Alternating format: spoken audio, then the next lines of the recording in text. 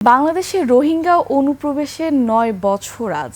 এই দীর্ঘ সময়ে একজন বাসিন্দাকেও মিয়ানমারে ফেরানো সম্ভব হয়নি। উল্টো বেড়েছে নিরাপত্তা ঝুঁকি, কমেছে বিদেশি সহায়তার পরিমাণ। এমন পরিস্থিতিতে বিশেষজ্ঞরা বলছেন, রোহিঙ্গা সংকটের একমাত্র টেকসই সমাধান হলো তাদের মিয়ানমারের নিরাপদ, স্বেচ্ছামূলক ও মর্যাদাপূর্ণ প্রত্যাবাসন। এজন্য সরকারকে উদ্যোগী হওয়ার আহ্বান তাদের। চট্টগ্রামের প্রতিনিধি শাহাদাত হোসেনকে সঙ্গে নিয়ে বাকিটা জানাচ্ছেন সহকর্মী শফিকুল ইসলাম। মিয়ানমার সেনাবাহিনীর নির্যাতনের মুখে ২০১৭ সালের ২৫শে আগস্ট থেকে বাংলাদেশে অনুপ্রবেশ করতে থাকে রোহিঙ্গারা। কয়েক মাসের ব্যবধানে তাদের সংখ্যা ছাড়িয়ে যায় প্রায় ৮ লাখের উপরে। ২০২৩ সালের শেষ দিকে আরও প্রায় ২ লাখের বেশি রোহিঙ্গা আশ্রয় নেয় এদেশে। এটাকে আমরা বলি প্রোট্রাক্টেড রেফিউজি সিচুয়েশন, অর্থাৎ এটা একটা দীর্ঘস্থায়ী একটা শরণার্থী সমস্যাতে পরিণত হয়েছে।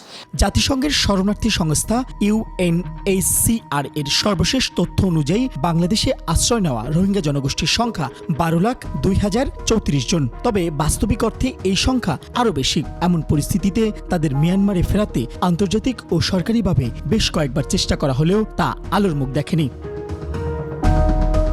শরণার্থী বিশেষজ্ঞ অধ্যাপক রাহমান নাসির উদ্দিনের মতে, মিয়ানমারের অনিচ্ছার কারণে আটকে আছে প্রত্যাবাসন। এজন্য এগিয়ে আসতে হবে আন্তর্জাতিক সম্প্রদায়কে।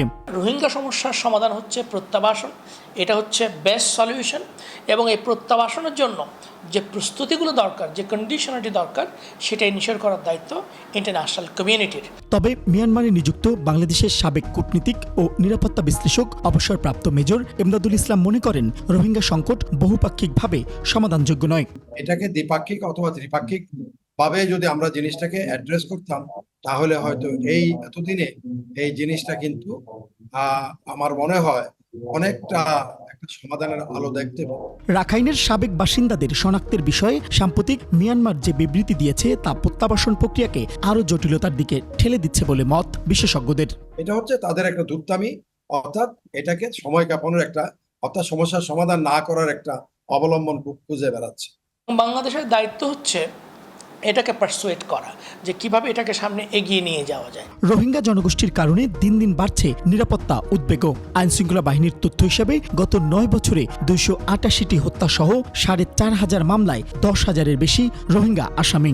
অপরদিকে বিদেশি সহায়তা তহবিলের পরিমাণও কমে এসেছে আগের তুলনায়। কোনো ধরনের ভূ রাজনৈতিক যে লক্ষ্য, সেগুলো অর্জন করতে চেষ্টা করে, তখন কিন্তু হবে সত্যিকারের জাতীয় নিরাপত্তার জন্য। শফিকুল ইসলাম, ২১শে টেলিভিশন।